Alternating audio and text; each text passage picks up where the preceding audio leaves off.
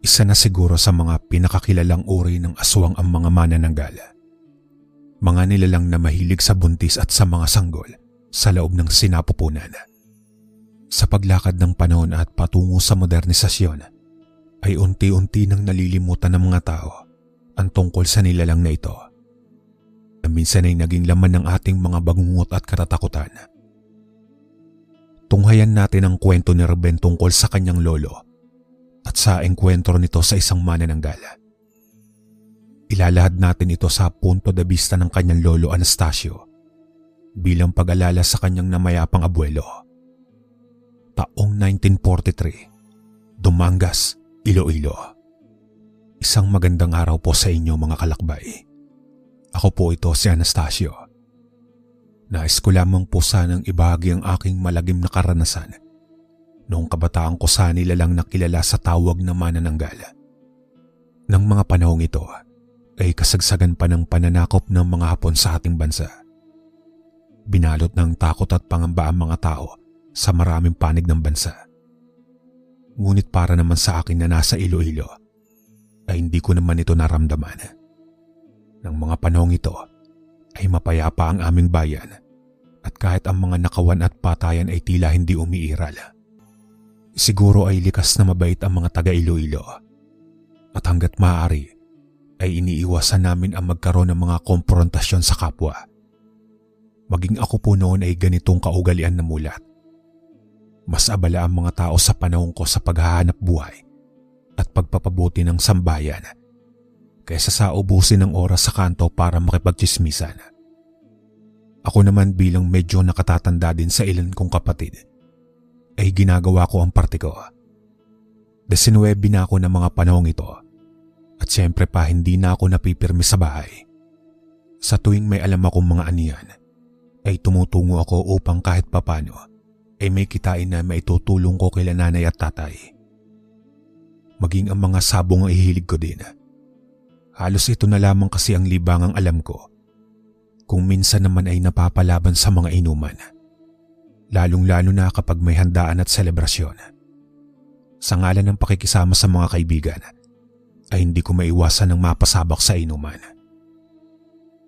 Naganap po itong hindi inaasahang pangyayari ng mga bandang Hunyo. Bagyang may pag-ulan na noon sa aming bayan at totoong maputik ang daan. Ang bahay namin ay nasa hindi gaanong kagandahang lokasyon dahil nasa loob pa ito ng kakahuyan. Malayo sa mataong lugar. Mangyari kasi na ito ang parte ng lupa na ipinamana sa tatay. Samantalang ang ilan sa mga kapatid niya ay pawang mga nasa kabayanan ang lupain. Kaunting pagbabahagi po muna ng kwento kung bakit kami nasa kagubatan. Ang rason ng lolo ko sa pagbigay nito sa aking tatay ay ito lamang daw ang maaaring magpalago ng lupaing iyon. Gawa ng sa lahat ng magkakapatid ay siya ang pinakamasipag. Habang ang ilan sa kanyang mga kapatid ay masaya sa kanilang mga parte, ang tatay naman noong mga panahong iyon, ang tanging inisip ay ang pagpapalago ng mga bungang prutas na kanyang prioridad. Ayaw niyang biguin ng lolo sa pagtitiwala nito sa kanya. Hindi naman po naglaon ay napatunayan ng itay ang kanyang galing sa pagsasaka. Nagawa niyang maayos na mapamahalaan ang mga namumungang puno na siya naming pangunahing produkto sa may merkado. May bahagi din ng lupa na paninyog lang ang laman. Ngunit dahil nga sa kasukalan ay walang interes ang mga tiyo at tiya ko. Ipinaubaya nila ito sa itay. May kalakihan din po ang bahay namin na unti-unting itinatayo ng tatay bunga ng kanyang pagsisikap at pagkamasinop sa pera. Siya nga po pala itay, magpapaalam po sana ako. Mamayang hapon po kasi ay dadaanan ako dito nila Badong. Balak po naming magtungo sa bayang gawa ng kaarawan ng isa sa mga kaibigan namin at naimbitahan po kami. 3 naman po kaming magkakasama nila Badong at Tonyo.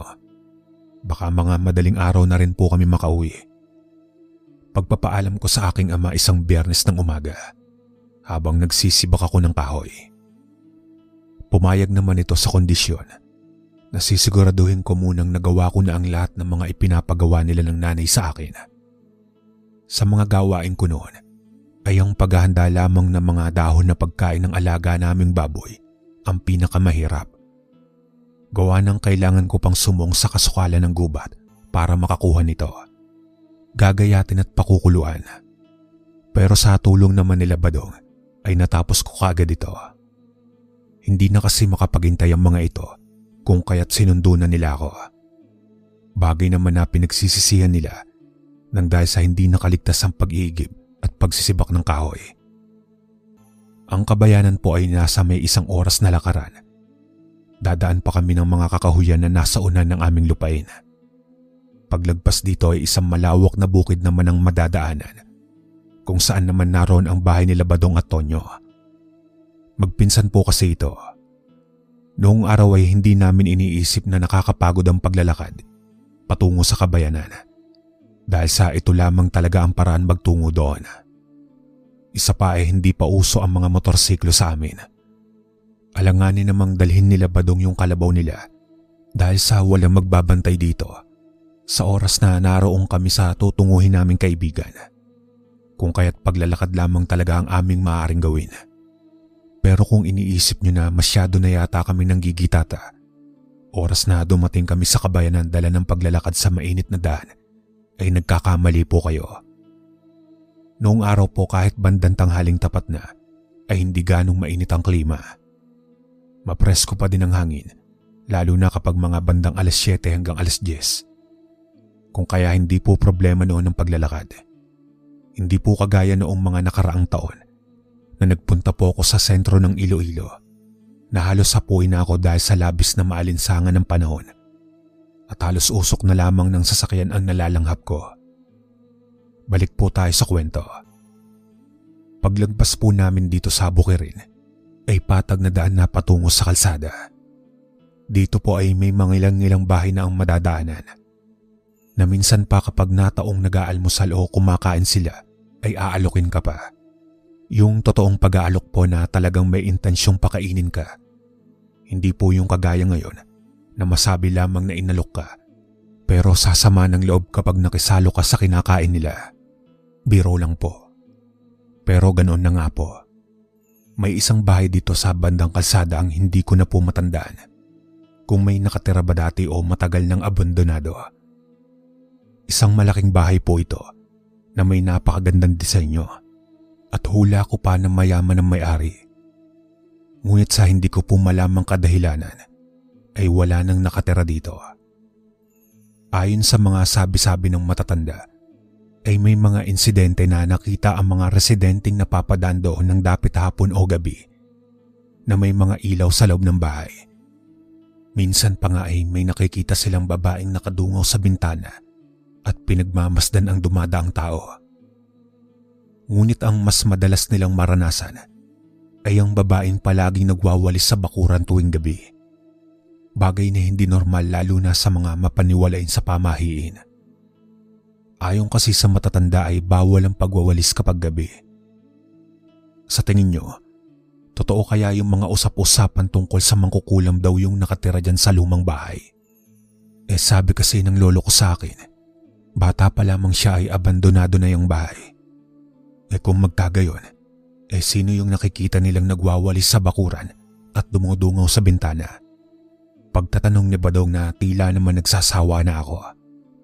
Paano po kasi sa tuwing napapadaan kami dito sa tapat ng lumang bahay ay iyon palagi ang kwento niya.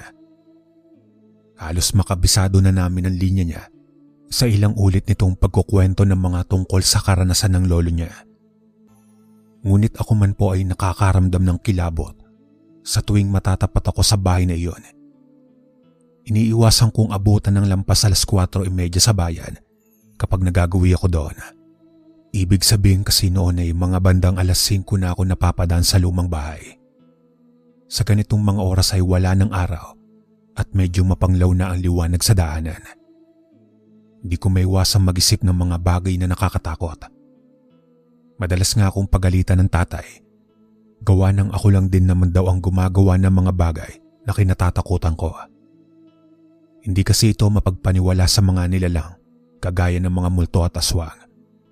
Ayon pa kay tatay ay mas mag-ingat ako sa mga nakakasalamuha kong tao. Eksaktong pananghalian naman po kami dumating sa bahay ng kaibigan namin Natawagin na lamang nating Arnulfo. Madami nga ang handa nila at naroon ang paborito kong putahe ng manok. Magiliw kaming inasikaso ng kaibigan namin. Hindi na din po kailangan ng pagpapakilala. Gawa ng matagal na kaming kilala ng mga magulang nito at kamag-anak. Dahil sa madalas kaming makikain sa kanila sa tuwing magagawi kami sa bayan. Minsan ay para magdala ng mga panindang prutas at gulay. Bandang hapon naman po ay ang pinakahihintay nila Badong, ang inuman. Kagaya nga po ng sinabi ko, hindi naman talaga ako manginginom. Subalit dala ng pakikisama sa mga kaibigan ko at sa kasiyahan din naman dahil sa mga kwentuhan sa tuwing nagiinuman ay naiinganyo na akong makisalo. Sa handaan ay may mga taong noon lang namin nakita. Ayon naman sa kaibigan namin ay mga bisita ito ng kanyang ate. Mga bagong salta sa aming bayan na di umano ay mula sa Negros. Naisipang imbitahin ng kanyang ate gawa ng wala umano itong ibang kakilala sa kanilang lugar. 2 dalaga at 1 matandang babae. Hindi namin maiwasang hindi tignan ng mga kababaihan. Gawa ng kita namin ang magandang mukha nito at pangangatawan. Nasa isang sulok lamang ito magkatabi at tila nahihiya sa ibang taong naroon. Nagtuloy-tuloy ang aming pagsasalo at inuman hanggang sa sumapit ang 4:00 ng hapon. Dito ay sinubukan ko ng yayain ng 2. Ayokong abutin kami ng dilim sa daan. Isa pa ay nangako ko kila Itay na hindi ako magpapaabot ng takip silim sa daan. Ngunit ayaw paawat nila Badong na noon naman sa tingin ko ay medyo tinamaan na ng alak. Kung kaya't nagpasya na akong mauna na sa pag-uwi.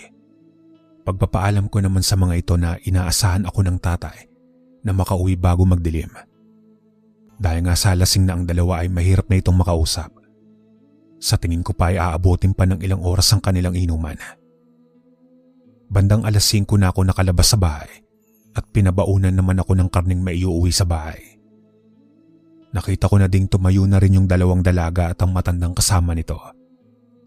Akma na sana akong magtutuloy sa paglalakad nang tawagin ako ng Ate Delia, kapatid ng kaibigan namin. Nagtanong ito kung uuwi na daw ba ako. Kaagad ko naman itong sinagot na mauuna na ako kila Badong, gawa ng inaantay na ako nila Itay sa bahay. Nalaman ko naman na kaya pala ako nito tinawag ay makikisuyo pala itong sabayan ko na sa pag-uwi ang mga bisita niya. Hindi pa umano ito masyadong pamilyar sa lugar at magiging malaking tulong kung maihatid ko sila sa kanilang tahanan. Nahiya naman akong tumanggi. Unang-una ay magaganda ang mga dilag at labis ang pagiging mahinin. Pangalawa ay naisip kong ang kapal naman ng mukha ko kung tatanggihan ko ang Ate Delia na siya namang gumastos sa handaan. Kung kaya't umuo na lamang ako. Total ay sasabayan ko lang naman sila sa paglalakad pa uwi. Nagkataon kasi na parehong direksyon naman ang daanan namin. Habang naglalakad ay sobrang tahimik namin. Ako naman ay hindi ko magawang magsalita dahil sa hindi ko alam kung paano magbubukas ng usapan kapag babae ang kausap. Sanay lamang ako sa mga kwentuhang madalas ay sila Badong ang kasama ko. At saka iniisip ko kung ano ba ang ikukwento ko sa kanila. Tanging pagpapakain ng baboy at mga gawain sa taniman lang naman ang alam ko. Nang bigla naman akong tanungin ng sa tingin ko ay nanay nila. Kung taga roon lang din daw ba ako at malapit sa bayan. Sabay ng pagtatanong nito ng pangalan ko. Magalang naman akong sumagot at sinabing hindi ako taga-bayan at sa bandang gubat pa ang uwi ko. Dito na nagumpisa ang usapan namin at inilarawan ko pa ang daan pa uwi sa amin. Nagpakilala ang matanda sa pangalang Aling Magda at napag-alaman ko na hindi siya ang nanay ng 2 dalaga. Ayon sa kanya ay katiwala siya ng mga ito. Tagapangalaga. Hindi ko na masyadong inusisa kung bakit naroon sila sa aming lugar. Gayong tila naman may kaya ang kanyang mga alaga. Ngunit siya na din mismo ang nagkwento. Ayon sa matanda ay may mga kailangan lang iwasan ng pamilya ng mga ito kung kaya't kinakailangan nilang umalis sa Negros. Sa isip ko naman ay baka na ipagkasundo ang mga ito sa mga lalaking ayaw nila. O baka may kaalitan ng mga magulang na ayaw silang madamay kung kaya't inilayo sila. Tahimik lamang po ang 2. Halos nakayuko lamang ang mga ito at tanging si Aling Magda lamang ang nakikipag-usap sa akin. Hindi ko naman ito ikinagulat nang dahil sa normal lamang ito sa mga kadalagahan noon. Lalo pat may kasama silang nakatatanda. Nagpatuloy pa ang matanda sa pagtatanong sa akin kung ako daw ba ay may nobya na, kung ilan ang mga kapatid ko at ano ang pinagkakaabalahan namin. Ginoong Kalakbay, gustong-gusto ko namang bilisan ang paglalakad ko nang makauwi na kaagad ako sa bahay. Subalit sa sobrang labis na hinhin ng mga dalaga, ay sobra akong nababagalan sa lakad nila. Hindi ko naman sila magawang iwan dahil sa kabastusan kung gagawin ko iyon. Bagyang lihis sa dadaanan ko ang bahay ng mga ito. Nang marating namin ang papasok sa kanilang sityo, ay ika-6 na bahay sa kaliwa ang tinutuluyan nila. Para sa akin ay ordinaryong bahay lamang ito at tila hindi naman mukhang pang mayaman. Madilim ang bahay at aakalain mo pang walang nakatira doon. Sa kabila ng katotohanan, napawang kababaihan lamang ang naroon at dapat ay masinop ang mga ito sa bahay. Ngunit sa pakiwari ko ay hindi sila marunong mag-ayos sa bahay. Ngunit maggagabi na at kailangan ko na makabalik sa daan pa uwi sa amin. Subalit nag-alok pa ng maiinom ang matanda. Wika pa nito na kaugalian na sa kanila ang mag-alok ng makakain o maiinom man lang sa mga panauhin na kagaya ko. Nagpasalamat naman ako at magalang na tinanggihan ang alok. Kung aantayin ko pa kasi ito ay tiyak na gabi na ako makakauwi. At ang isa pang pinakaaalala ko ay siguradong madilim na andan sa lumang abandonadong bahay na kinakatakutan ko. Yumuko naman ang 2 dalaga at tanda ng pagpapasalamat sa akin. Tapos ay nagmadali na ako maglakad.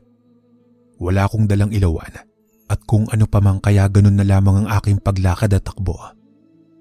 Ayoko man pong aminin, subalit may pagkaduwag po ako. Matatakutin ako at mabilis na magulat sa halos lahat ng bagay. Malakas lang ang loob kong magtungo sa bayan dahil sa may mga kasama ako. Hindi po ako nagkamali. Dumaan ako sa lumang bahay ng halos pasado 6:00 na. Wala nang liwanag at malamlam na liwanag ng buwan na lamang ang nagsisilbing tanglaw sa aking daan. Tanaw ko ang kinatatakutan kong bahay. Nag-uuna na ang kaliwat kanang kumpas sa pagmamadali habang halos wala na akong marinig sa paligid gawa ng malakas na ang kabog ng aking dibdib. Mukha yatang mali ang desisyong kong mauna na sa pag-uwi. Mas maigi pa yatang hinintay ko na lamang sila. Pagwiwika ko sa aking sarili. Paraan ko po yun upang maibsan ang takot ko. Maaring ang ilan sa inyo ay ginagawa din ng ganito kapag natatakot o kinakabahan. Kakausapin kunwari ang sarili, kakanta-kanta o sisipol, mabawasan lamang ang kaba. Paulit-ulit kong kinausap ang sarili ko. Sasabihan ko pa na magdahan-dahan sa daan at baka matalisod ako. Tila pa nababaliw na ako nang biglang halos iwanan ako ng kaluluwa ko nang makarinig ako ng pagsitsit na nagbumula sa abandonadong bahay. Kaya ang ginawa ko ay iniiwas ko ang paningin ko doon at tinignan na lamang ang mga puno sa dadaanan kong bukid. Nang muling marinig ko yung sitsit, gustong-gusto ko na pong tumakbo nito.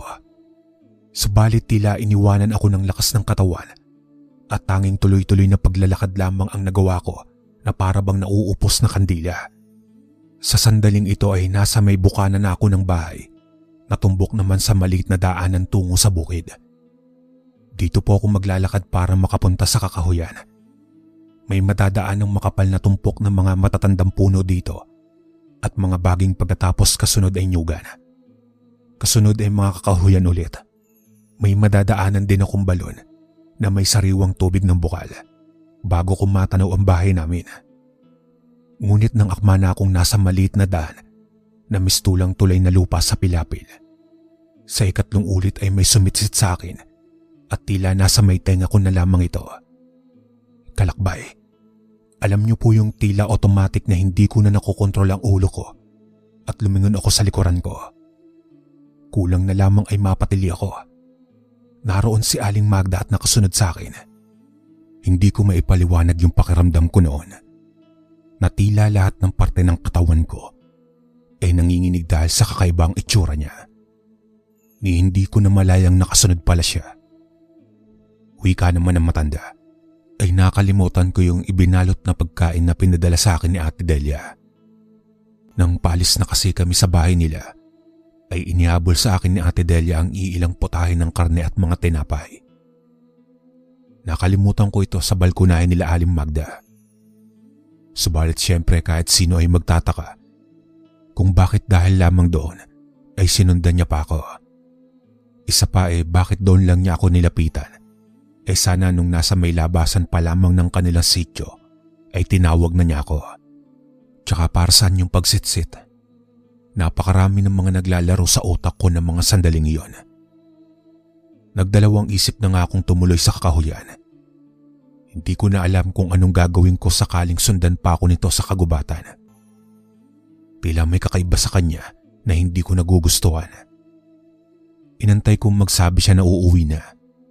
Subalit nakatayo lamang ito at tila inaantay na maglakad ako. Dahil nga sa kakaiba na ang dating niya at wari ko pa ay gusto na akong dumugin dahil sa sobrang lapit na nito sa akin. Walang ano-ano ay kumaripas na ako ng takbo. Bahala na kung ano ang ikwento nito kay Ate Delia. Mas nagtitiwala ako sa kutob ko. Mistula akong bagong laya sa kulungan sa pagtakbo nang walang paglingon. Malayo dito ang bahay nila Badong. Nasa kabilang daan yun. Pero pinili ko yung mas mabilis akong makakatungo sa gubat. Ang nasa isip ko lamang noon ay kailangan kong makapasok sa kagubatan upang iligaw ito. Ang inaalala ko lamang po kalakbay ay kung natatandaan ba niya yung kwento ko sa mga dinaanan ko pa uwi sa bahay. Dahil kung magkagayon at kung talagang sinusundan niya ako, ay baka mapahamak ang pamilya ko. Mabilis kong tinungo ang parte ng gubat na puno ng mga baging at mga gumagapang na halaman. Nagsuot po ako doon at nagkubli. Naisip kong aantayin kong dumaan siya at maligaw. Di ko siya maaaring hayaang makapunta sa bahay. Sakaling may problema ito sa pag-iisip, ay baka kung ano pang gawin ito sa mga magulang ko at kapatid. Lalo na at kami lamang ang nag-iisang bahay sa loob ng gubat. Narinig ko ang mga pagkalos ko sa di kalayuan. Alam kong si Aling Magda na ito at hinahanap ako. Ngunit ganun na lamang ang kilabot ko nang makita ko sa itaas ang napakalaking nilalang na lumilipad. Tila paniki ngunit nang mas pagmasdan ko ang itsura nito, ay napagtanto ko na isa itong manananggal. Kita ko pang iilang tila bituka nito na nakalaylay habang papadaan sa pinagtataguan ko. Mabuti na lamang ay tama ang desisyon ko na doon sa may mga tinik na baging magsuot. Pagamat mahapdi sa balat ang mga galos ko at tusok, ay tiniis ko na lamang. Nakakatakot ang boses ng nilalang na tila naiinis sa ginawa kong pagtakbo. Ngunit ang labis kong hindi mapagtanto ay bakit ako ang hinahabol nito, gayong wala naman akong masamang ipinakita sa kanila. Magalang naman ako. Pilit kong iniisip kung may mali ba akong nagawa, kung kaya't inaaswang ako ni Aling Magda. Naalala ko naman ang kwento ng aking lolo noon tungkol sa mga nilalang na ito. Ayon sa kanya ay hindi nito kayang dagitin ng isang tao na nakadapa gawa ng tila may puwersang pipigil dito. Yun daw ang sumpang kaakibat ng isang manananggal. Kung kaya't sakali man daw na makaengkwentro kami ng ganitong uri ng aswang, ay humiga lamang kami sa daan o sa lupa. Susubukan itong takutin ng biktima upang mapatayo at tumakbo. Subalit ang pananatiling nakaiga sa lupa ang tanging paraan upang makaligtas. Subalit ibang usapin naman daw kapag nasa loob ng bahay, dahil sa magagawa nitong dumapo sa bubong at abutin ng biktima gamit ang dila nito. Pabalik-balik lamang si Aling Magda sa paligid kung saan ako nagtatago. Tila ba alam nitong naroon lamang ako. Nang mapagtanto ko na naaamoy pala sa paligid ang dala kong mga ulam, marahil ay ito ang dahilan kung bakit nagawang sundan ako nitong manananggal. Sa pagbabakasakali ko, ay inihagis ko ng buong lakas ang supot sa pababang bahagi ng kakahuyan, kung saan naman sakaling sundan ito ni Aling Magda, ay magkakaroon ako ng pagkakataong makatakbo. Saglit ako naghintay. Nang marinig nito ang ingay ng supot na tila nahulog sa unahan, ay maraan itong lumipad papunta sa pinagmulan ng ingay. Nang malampasan ako nito, ay buong tapang akong tumakbo sa kabilang direksyon. Dinig ko pa ang pagbangga ng mga pakpak nito sa mga dahon ng puno.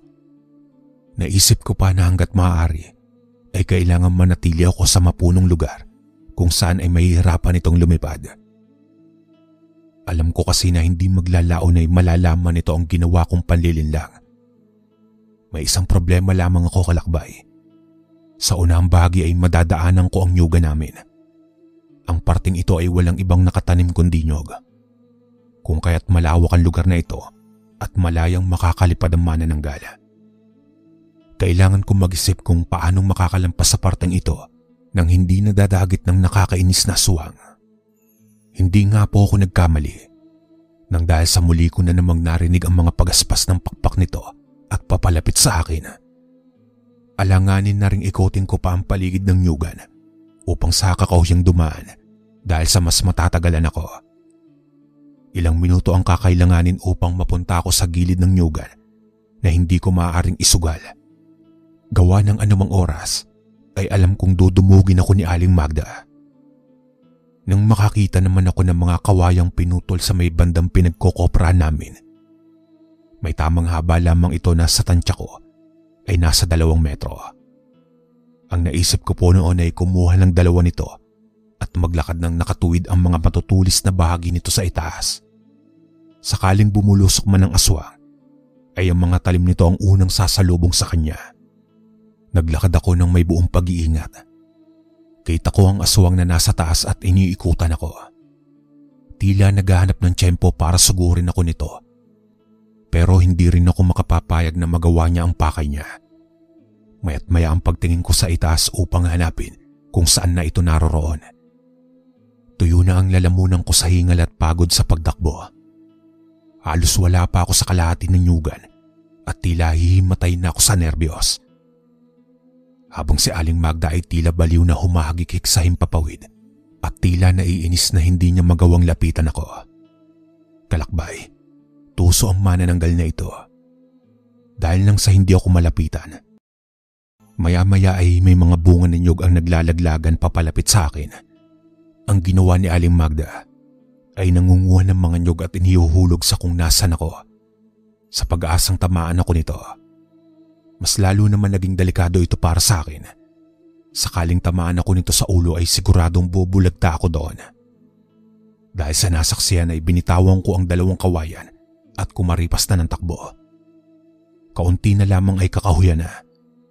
Ngunit ang panibagong alalahanin ko ay saan ko ililigaw si Aling Magda. Gawa ng halos malapit na ito sa bahay namin. Ngunit ganun na lamang ang pagpapasalamat ko nang biglang humangin ng malakas.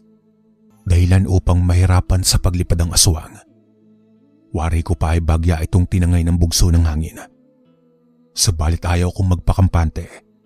Alam kong maya-maya lamang ay magagawa nitong muli akong sundan. Kung kaya wala na akong sinayang na pagkakataon at tinahak ko na ang daan papauwi. Bago pa ako tumuli sa amin ay naglublob pa ako sa paliguan namin sa bandang may balon. Baka sakaling maalis nito ang amoy na sinusundan ng aswang. Matapos ito ay ligtas akong nakarating ng bahay. Hingal akong pumasok at ikinandado ang pinto. Gulat na gulat sila tatay nang makita akong sobrang putla at takot na takot. Agad ko namang sinabi sa kanila ang dahilan. Pag-uwi ko pa na nasa paligid lamang yung manananggal at hinahanap ako dahil sa hindi ko malamang kadahilanan. Pero napatulala na lamang po ako nang titigan ko sila nanay at tatay. Paano po kasi? Saka ko lamang napagtanto na marahil ay hindi ako ang totoong pakay nito.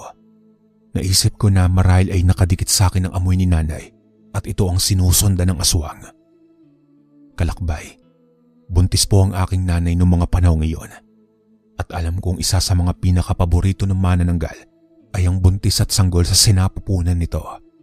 Kaya pala kaninang inihatid ko sila Aling Magda sa bahay nila, ay ganun na lamang ang interes nitong malaman kung saan ako umuwi. Kung ilang kami sa bahay at kung saan ang daanan papunta sa amin. Ito pala ay dahil sa ampakay niya ay ang nanay kong buntis. Ang mabuti na lamang po ay bagamat hindi mapaniwalain sa aswang ang itay.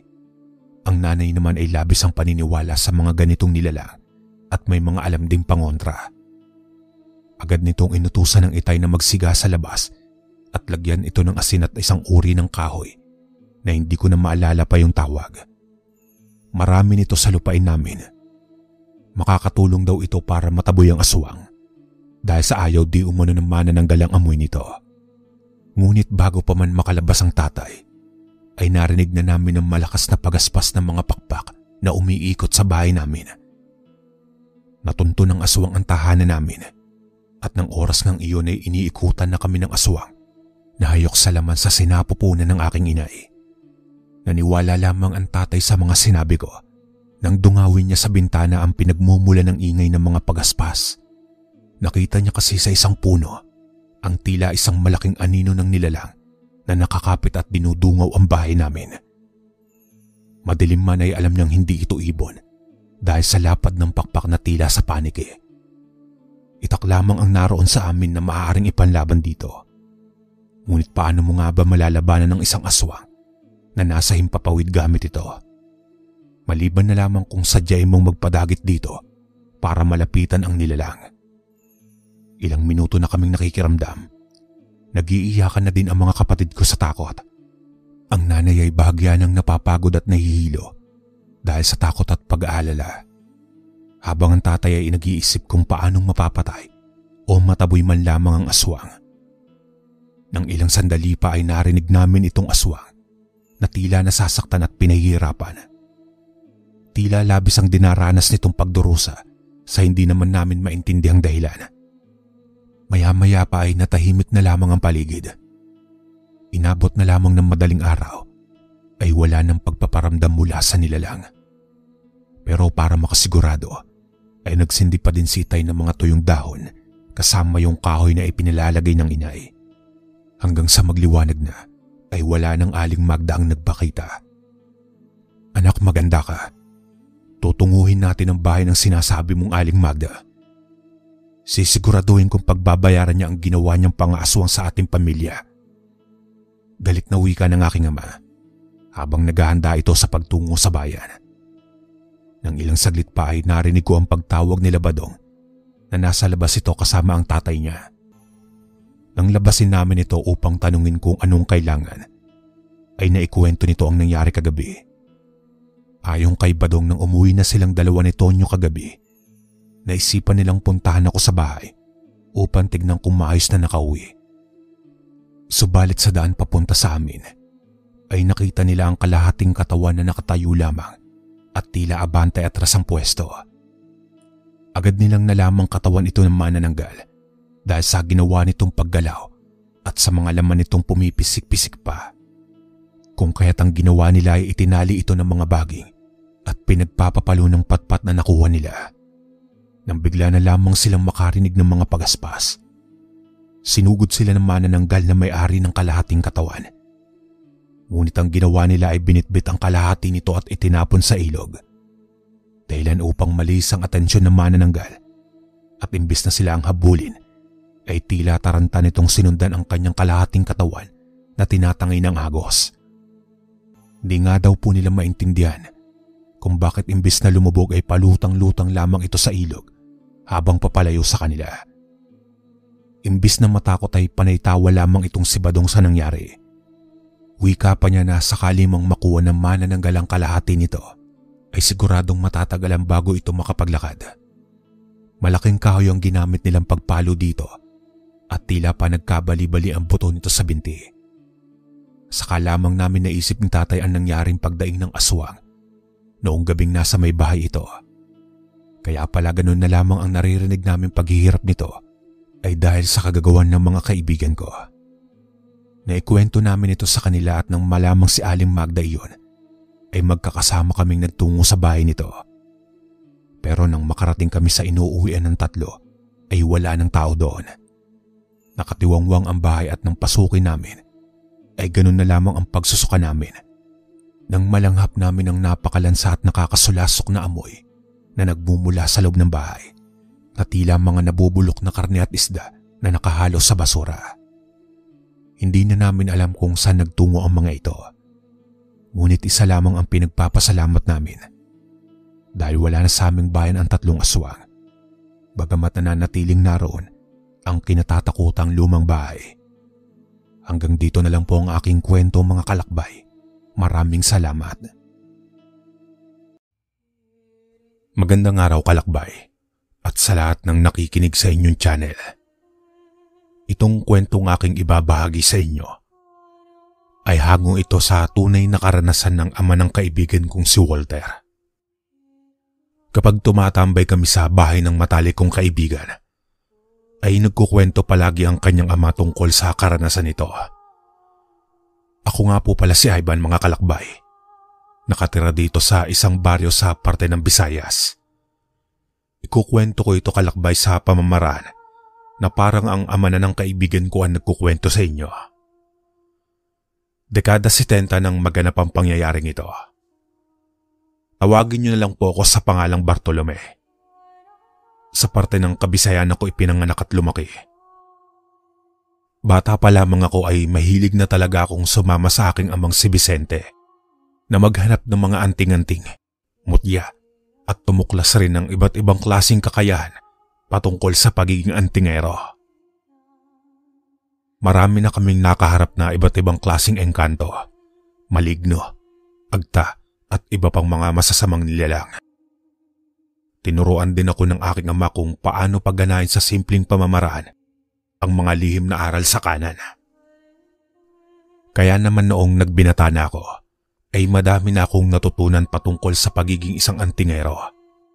At maging ang panggagamot ay itinuro rin sa akin ng matalik na kaibigan ng aking ama. Subalit nung magkaroon na ako ng asawa at nanirahan kami sa lugar ng asawa ko, ay natigil na ang pagkahilig ko sa paghahanap ng anting-anting at maging ang pag-uusal ng mga buhay na salita. Naging maayos naman kasi ang buhay namin mag-asawa at naging seryoso ako sa paghahanap buhay. Gawa ng buntis ng asawa kong si Melba sa pangalawa naming anak. Isa pa kalakbay ay mga 2 oras din ang lalakbayin ko mula sa bahay namin mag-asawa papunta sa bahay ng mga magulang ko.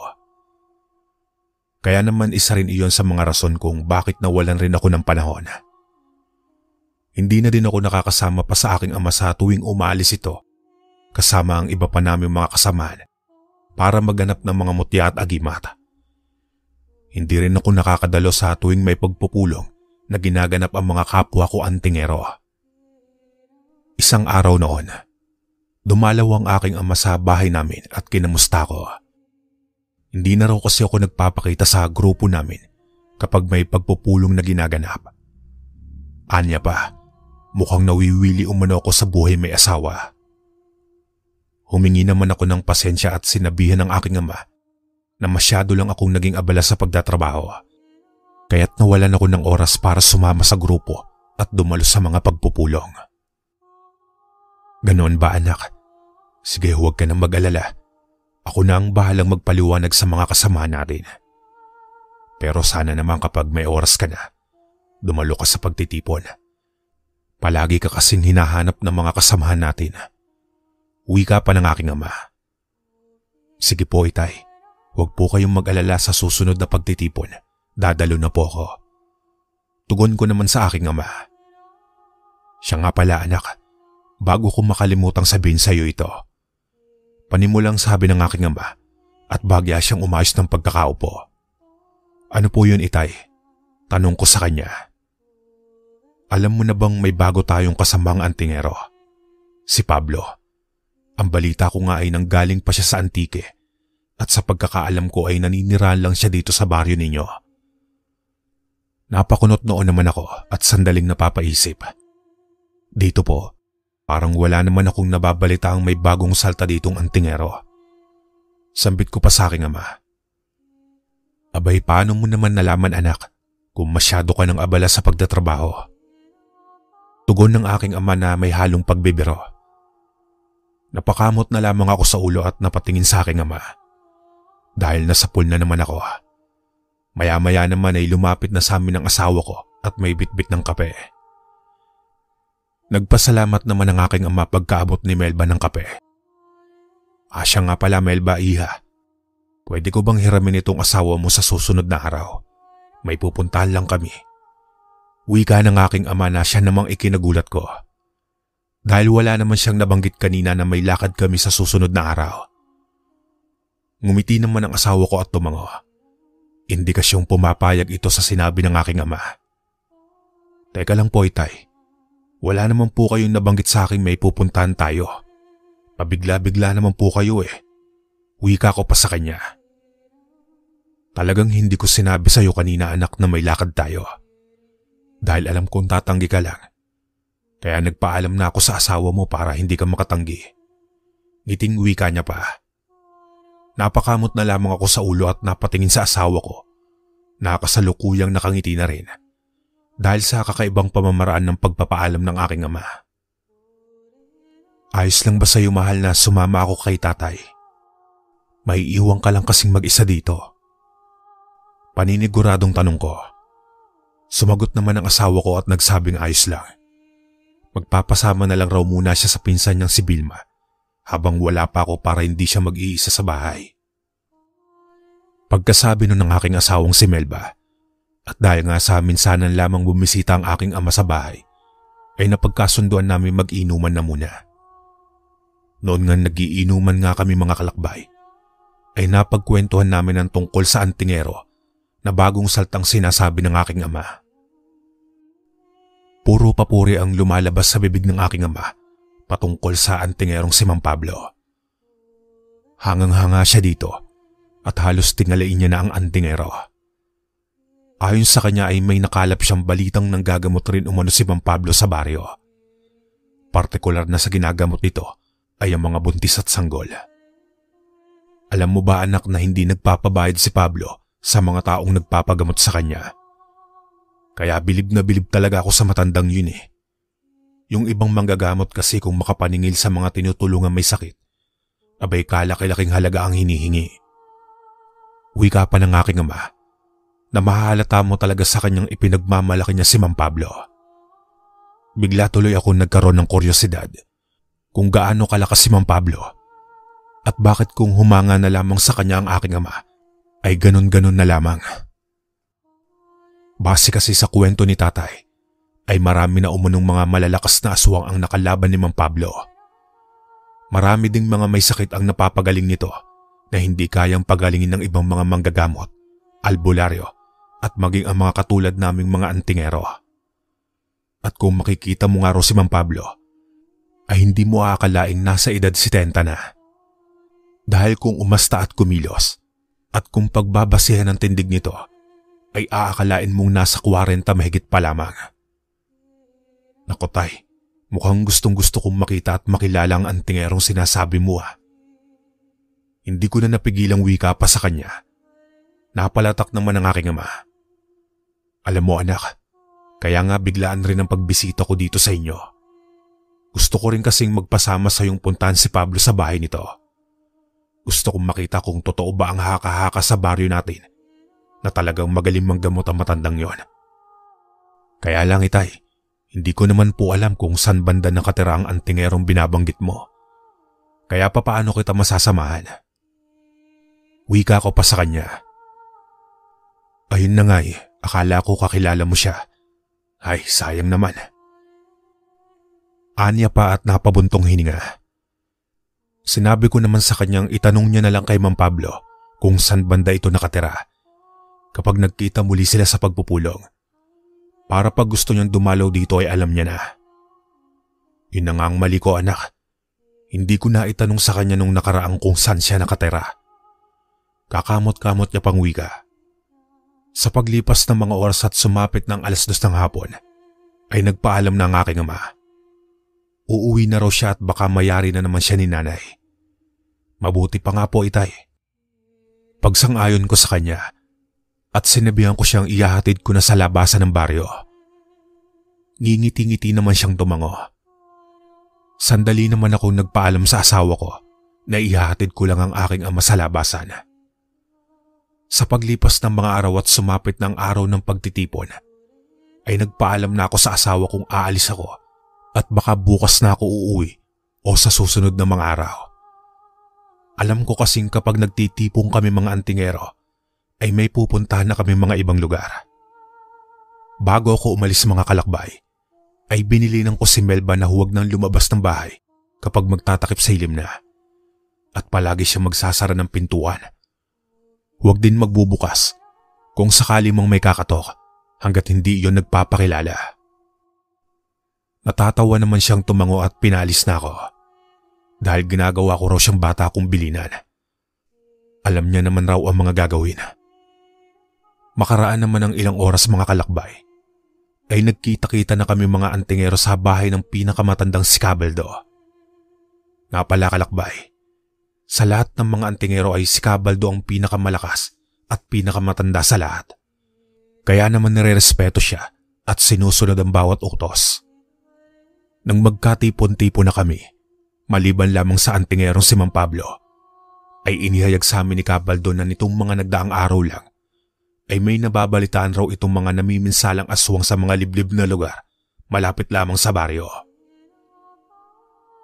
Kailangan nating tulungan ng mga taong naninirahan sa liblib. Kaawa-awa ang mga yon dahil walang kalaban-laban sa aswang na namemeste. Dagdag pang wika ni Cabaldo.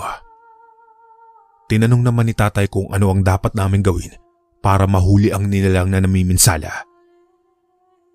Inihayag naman ni Cabaldo ang mga dapat namin gawin. Ayon pa dito ay kailangan namin pumunta sa liblib na lugar para magmanman at alamin kung ano na ang kalagayan ng mga taong naninirahan doon. Kailangan sa lalong madaling panahon ay mahuli namin ang aswang na namiminsala. Teka ho, si Mang Pablo po ba kasama siya sa lakad natin? Tanong ng kaibigan kong si Mando na kaidaran ko lang din. Sunod-sunod na umiling naman si Cabaldo at sinabing hindi namin makakasama si Pablo. May iba raw iyong lakad at sa susunod na linggo pa ang balik. Nakita ko naman sa itsura ni tatay ang panghihinayang. Gawa nang makikita ko na sana umano ang sinasabi niyang magaling na antingero. Subalit wala pala ito. Ano ba naman yan? Nakakapanghinayang naman. Napalatak pang sambit nito. Natawa naman ako at sinabihan siyang marami pa namang ibang araw. Hindi naman ako aalis sa baryo kaya't makikita ko sa susunod ang matandang antingerong sinasabi niya. Matapos ang aming pagpupulong ay sa aming dalawa ni Mando nakaatang ang pagmamanman habang ang aking ama naman at ang iba pang mga matatanda ay gagamutin nila ang mga taong nagkakasakit sa purok at sa iba pang mga liblib na lugar.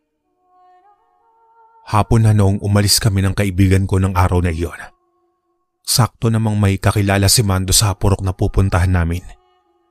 Kung kaya't pansamantalang doon muna kami mamamalagi dahil sa may kalayuan ng lugar na pupuntahan namin. Kaya naman inabot na kami ng dilim sa liblib na daanan. Binuksan ni Mando ang flashlight at iyon ang ginawa naming pailaw ng kaibigan ko. Kung bakit ba naman kasi sa napakalayong purok tayo inilagay ni Cabaldo. Pabulong ko pang wika at kakamot-kamot. Natawa naman ang kaibigan ko at nagsabing, kailan pa umano ako natutong magreklamo? Dati-rati naman daw kasi ay mas gustong-gusto ko sa mga malalayong lugar kami madestino. Napakamot na lamang ako sa ulo at nagwigang, pasensya ka na tol kung naging reklamador na ako. Natawa naman si Mando at sinabi niyang ganon raw yata talaga kapag nagkaasawa na. Masyado nang nagiging reklamador. Ang ama raw niya kasi ay ganon din. Oy tol, grabe ka naman. Kinumpara mo na naman ako sa ama mo. Ang tanda na kaya noon. Wika ko pa sa kanya. Makalipas ang ilang sandali, nang naglalakad na kami malapit sa may kawayanan, ay nakaramdam ako ng kakaibang presensya. Bukod kasi sa presensya naming dalawa ni Mando ay mayroon pang iba. Hindi lamang iisang presensya ang nararamdaman ko kundi dalawa. Noong balingan ko ang kaibigan ko ay nakita ko siyang panandaliang natigilan. Pagkatapos ay bumulong siya sa akin kung nararamdaman ko ba raw ang kakaibang presensya bukod sa amin. Tumango naman ako at sinabihan siyang magmatsyag ng maigi dahil mukhang natiktikan kami ng nilalang. Naloko na. Mukhang hindi pa man tayo nakakarating sa purok na pupuntahan. May makakasagupa na tayong aswang. Sambit pa ng kaibigan ko. Maya-maya pa ay nakarinig na ako ng mahihinang kaluskos malapit sa may puno ng mga kawayan. Naririnig ko na rin ang langit-git na nanggagaling sa katawan ng kawayan na para bang dahan-dahan iyong binabali. Maganda ka, tol. Sa palagay ko mapapasabak na naman tayo sa matinding labanan. Mukhang makakapag-ensayo na naman ako nito. Nakangiting wika ko. Nagpatuloy nga kami sa paglalakad at nagkunwaring walang nararamdamang kakaibang presensya. Nang sa maya-maya pa'y walang ano-ano, ay bigla na lamang may malaking ibon ang dumaan sa gilid ng daanan. Nahagip ng mga mata ko ang kakaibang pamumula ng mga mata ng ibon. Noong mabilisang lumipad sa gilid ng daanan namin, nagpasabog pa iyon ng napakabahong amoy at nakakasulasok. Kaagad ako nagtaas ng poder at nag-usal ng sabulag. Tapos ay kinuha ko mula sa bulsa ko ang isang punyal na may nakaukit pa na krus sa may uluhan ng punyal. Minana ko pa iyon mula sa aking ama at maraming beses ko na iyong nagamit sa mga masasamang nilalang. Ni minsan ay hindi pa ako binigo ng punyal na iyon. Dahil sa bawat tinatamaan ng punyal ay paniguradong hindi naaabutan pa ng kinabukasan. Ilang sandali pa mga kalakbay ay may dalawa pang malaking ibon ang dumaan sa aming uluhan. Halos kasing laki iyon ng tandang na manok. Kasunod noon ay ang napakalakas na huni ng wakwak. Nakita kong napangiti naman ang kaibigan ko at para bang nasisiyam pa siyang maya't maya ang pagdaan ng mga aswang sa bandang uluhan namin. Na para bang nanggigigil habang umaangil at humuhuni ng nakakakilabot. Ano kayo ngayon? Nababaliw na ba kayo sa kakahanap sa amin? Langya akala ko pa naman mga malalakas na aswang ang makakalaban natin. Tatawa-tawang wika pa ng kaibigan ko. Dahil ng mga sandaling iyon kasi ay hindi kami nakikita ng mga aswang dahil sa sabulag na inusal namin magkaibigan sa sarili. Makaraan lamang ang ilang sandali ay lumipad na palayo ang mga aswang. Kaya naman nagpatuloy na kami sa paglalakad. Subalit kalakbay noong papaliko na kami sa may malaking puno, ay bigla na lamang may bumulaga sa aming nakakapanghilakbot na nilalang. Napakapangit ng itsura ng nilalang at kung ordinaryong tao lamang ang makakakita, tiyak nahihimatayin talaga dahil sa labis na takot. Taktika-muntikan na akong inatake sa puso. Buisit na aswang ito ah. Sambit ko pa sa aking sarili. Magsasalita pa sana ako. Pero bigla na lamang sinunggaban ng nilalang ang kaibigan ko. Nakita kong natumba si Mando at nawala ng balanse. Mabilis na akong sumaklolo sa kanya at walang pag-aalinlang ang sinunggaban ng aswang. Nang nagpapandumog na kami ng aswang, ay batid kong hindi iyon isang ordinaryong aswang lang. Dahil sa napakalakas noon at halos ibalibag na ako sa lupa. Napamura na ako at pilit na nilalabanan ito. Nag-orasyon na rin ako ng karagdagang depensa sa katawan at itinaas ko na ang aking poder. Lintik, anong klaseng aswang ka? Hindi man lang tumalab sa'yo ang sabulag na inusal namin, animal ka. Inis kong sambit at pilit na nakikipagtunggali. Noong magtaas na nga ako ng poder, ay doon na umatras ng bahagya ang aswang. Sige, lapit, buwisit ka. Akala mo pagbibigyan pa kitang mabuhay. Galit na paghahamon ko sa aswang, sabay dura sa lupa. Naramdaman ko kasi ang dugo sa bibig ko. Sanhi ng pagkakabugbog sa akin ng aswang. Mabilis namang lumusob papalapit sa akin ng aswang. Kaya naman mas tinaasan ko pa ang depensa sa katawan. Tapos ay sinalubong ko ito at iniawang na ang hawak kong punyal. Pagkalapit ng aswang ay muli na naman kami nagpambuno at di kalaunan ay nadaganan na ako. Pero noong akmang itatarak ko na sa dibdib ng aswang ang hawak kong punyal, ay mabilis pa sa kidlat na kumilos ang nilalang at umalis mula sa pagkakadagan. Nasipat ko namang may ibang kinakalaban rin ang kaibigan ko at naririnig ko pang panay ang pagmumura ni Mando habang pilit na sinasabayan ng pakikipagsagupa sa aswang. Mula sa pagkakadagan ay mabilis na tumakbo ang nilalang papasok sa talahiban. Habulin mo, huwag mong hayaang makaalis ang aswang na yon. Baka siya na ang hinahanting natin. Sigaw pa ng kaibigan ko. Kaya sinuong ko na nga ang masukal na talahiban at pilit na inaninag mula sa kadiliman tapos ay hinanap ang presensya ng aswang kung saan iyon naroroon. Pero sa totoo lang mga kalakbay, kahit na nagtatago ang nilalang mula sa masukal na kadiliman, ay naririnig ko ang bawat paghinga at mga angil nito. Dahil sasanay na ako sa madilim. Sapagkat bata pa lamang ako, ay ininsayo na ako ng aking amang makipaglaban sa mga madidilim na lugar. Kung kaya't hindi ako nahirapang hagilapin ang nilalang. Noon ngang mahagilap ko na, ay hindi na iyon maladambuhalang asong nakasagupa ko, kundi isang matandang lalaking may kaanyo ang nakakakilabot. Nagsalita ito mula sa garalgal na boses at nagwikang, "Lintik ka, sinira ninyo ang plano ko mga pakialamero. Abat kami pa talaga ang buwiset, ikaw nga yata itong namemeste sa mga liblib na lugar. Bakit? Dahil sila lang ang kaya mo?" Pabulyaw kong sabi sa nilalang, "Anong pakialam mo kung ako nga ang may kagagawan ng mga nangyayari sa mga lugar na binabanggit mo? Isa ka lang mahinang nilalang at hindi mo ko kayang patayin." Wika pa nung aswang sa garalgal na boses. Abay buwisit talaga ang garapatang matandang tuwa. Masyado yatang minamaliit ang kakayahan ko. Pakitaan ko nga, medyo kinakalawang pa naman itong mga buto-buto ko at kailangan ko ng matinding ensayo. Sambit ko sa sarili at inihanda na nga ang aking sarili sa gagawing pakikipaglaban.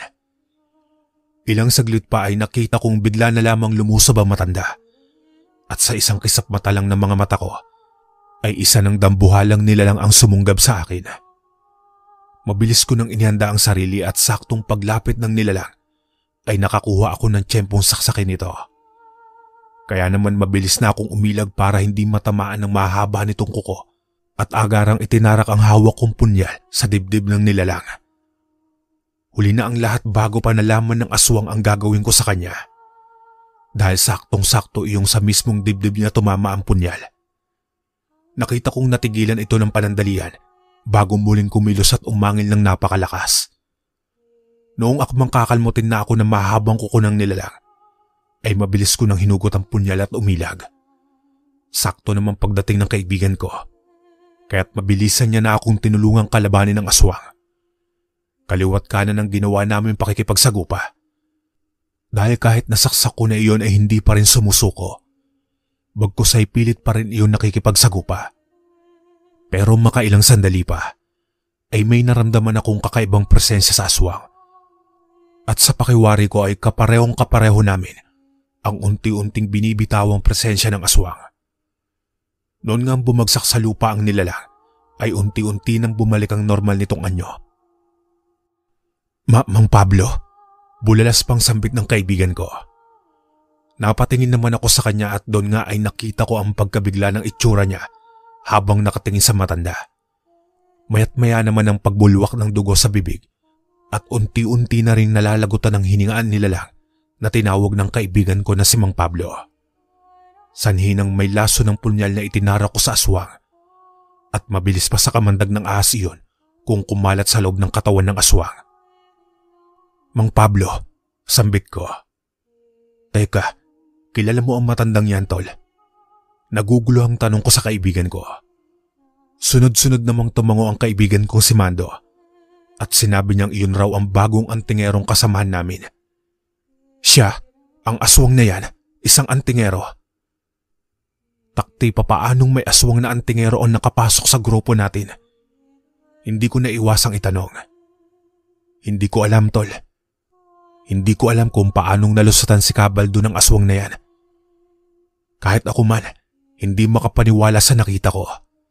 Kasi noong unang kita ko sa matandang yan, ang gaang na kaagad ng nararamdaman ko at hindi ako naginala.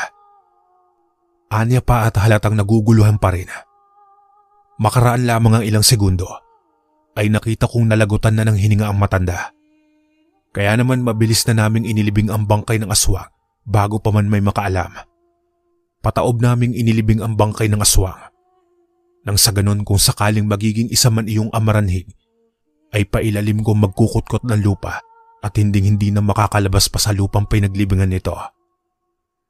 Tol, nasaan na nga pala ang aswang na nakalaban mo? Tanong ko kay Mando. Nakatakas, tol, pero huwag kang mag-alala. Siguradong sigurado akong hindi naaabutan pa ng umaga iyong galamay ng antingerong aswang. Malalagutan na iyon ng hininga. Tugon niya pa.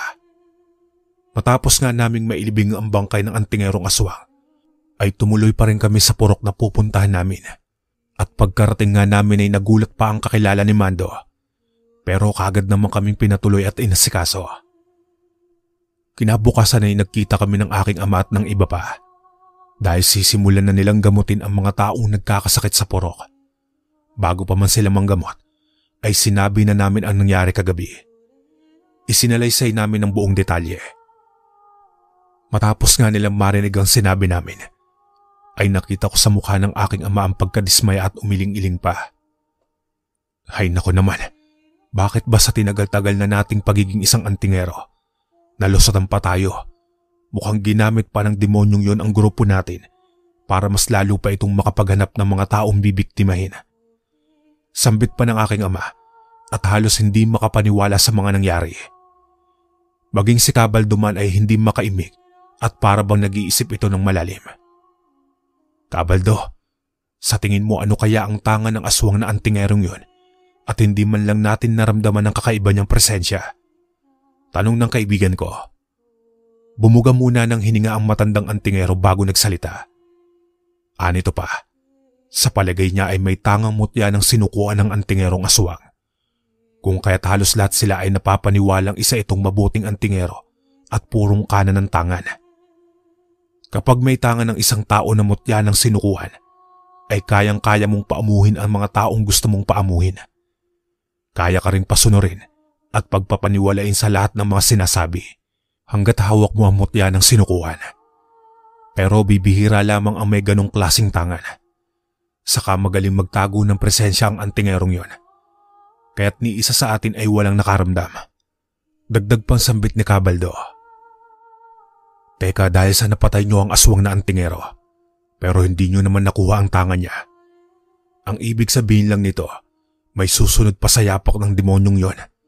At malamang sa malamang ay isa sa mga anak o kaya naman ay kaanak nito. Segundang sabi pa ng aking ama. Napaisip naman si Cabaldo, pero maya-maya ay sinabi niyang huwag na munang isipin sa ngayon kung sino ang halili sa aswang na antingero. Ang mahalaga sa ngayon ay magamot na ang lahat ng may sakit. Saka na lamang isipin ang tungkol sa bagay na yan at paghandaan kung sakali mang isa sa angkan ng antingero ang gaganti. Dahil sa suhestyon ni Cabaldo ay nagtulong-tulong na nga kami sa panggagamot. May mga ginamot akong dahan-dahang nilason at may mga nalataang balat na parang may korikong. Tapos ang iba naman ay taas-baba ang lagnat tuwing gabi at kinukumbulsyon umano. Sinabi pa ng ina ng batang ginamot ko, sa tuwing tumataas raw ang lagnat ng anak niya, ay may naririnig siyang huni ng tiktik sa paligid. Kung minsan naman ay may mga umaangil na hayop sa paligid at magpapabalik-balik raw iyon.